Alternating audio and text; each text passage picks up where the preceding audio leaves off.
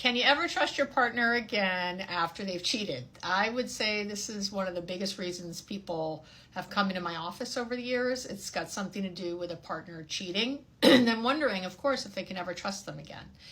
So I want to say first, all relationships are different. It's so crazy for people just to take advice from someone on TikTok, even someone with 40 years of experience and all the degrees I have and all that. But I can give you some general ideas about, and your situation is always going to be a little different, but I can give you some general ideas about how you can answer that question. And there's really three pieces. Again, there's no cookie cutters, but there's three things to think about. One of them is about them, one of them is about you, and one of them is about the relationship. So in thinking about them, everyone has a different personality. So different traits, different personal ways of being in the world. And when you look at it through that lens, cheating can relate to an impulsive personality, an addictive personality, an entitled sense of the world. I know we like to throw around that word narcissism a lot, but maybe some narcissistic tendencies or not. But really what it relates to is a lack of self-awareness, because at the end of the day, you don't have to cheat. You can tell your partner, hey, I'm really interested in someone else and I'm thinking, or whatever. But people are in their own self-interest when they're doing this, and they're thinking that either it's not really harming the other person, what they don't know can't hurt them, whatever. Or really they don't want to lose you and they want to kind of have their cake and eat it too. Whatever it is, it's very much about self-interest. So, a lot of times they can't even tell you why they did what they did, or what the real reason was, because they don't even know themselves. They've sort of kind of moved through it. And you know what? I'm going to do another video on how men and women are different when it comes to cheating, because that is true. Or people, I should just say, are different when it comes to cheating. Obviously, some people don't identify as male or female, but I'll talk about that separately. But for now, I just want to say that it's evidence of your partner being profoundly unself-aware. And this means they need to be working on this in a directed, clear, prioritized way. And I would even say to you that I don't even like couples. I don't suggest couples work for this. A lot of people come to me and go, I want to come with my partner. It's like, your partner should be doing couples work on their own. I meant individual work on their own, because they should see it as something they need to work on. Like, wow, yeah, how did I make that decision? Where did that come from? How did I lead to that? How did I get to that place? And if they're blaming you, well, we didn't have sex in so long, or, I tried to talk to you and you wouldn't listen, or whatever is coming out of their mouth. Again, this is about them. And if they are just, I'm not doing therapy no matter what, I would say, I don't know how you would ever trust them again, frankly. I'm just going to say that out loud, because it means that they have no introspection about it. So how do you trust that it's not going to happen again? If they don't see their responsibility in it, other than, saying they're sorry, that's great. And again, I'm not saying you couldn't start maybe with some couples work, but I would want them to think, wow, I need to look at this individually. I need to see why I did what I did, and they have to want to do that. So that's a biggie to me. The second thing is you have to think about yourself. Who are you? Do you have childhood trauma and neglect issues? Do you have really high anxiety? Who are you in this relationship? Have you been trauma bonding with this other person? Do you have super low self-esteem that you think maybe you even deserve this? Well, yeah, it's true. I hadn't had sex in a long time, or whatever. Please, no.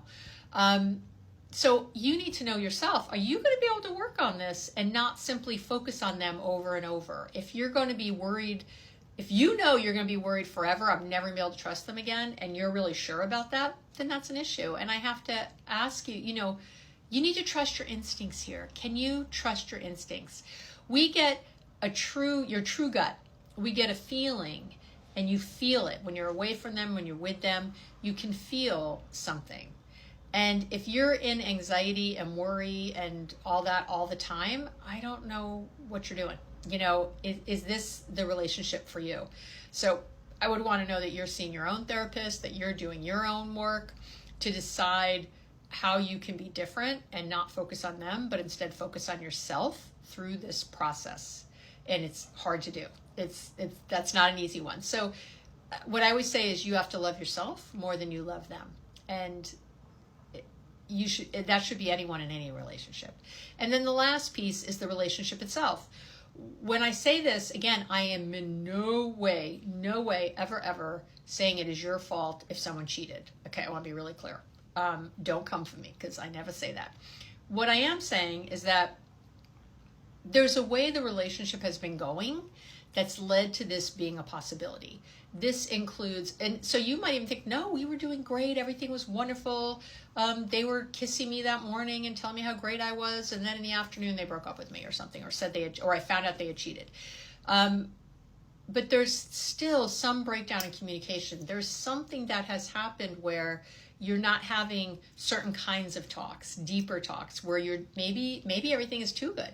Maybe you guys we get along great all the time, we never fight.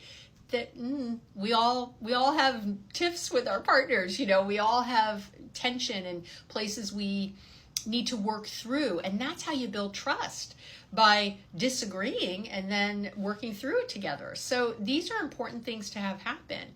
If it feels too good, or if there's prolonged conflict, prolonged disconnection, anything like that.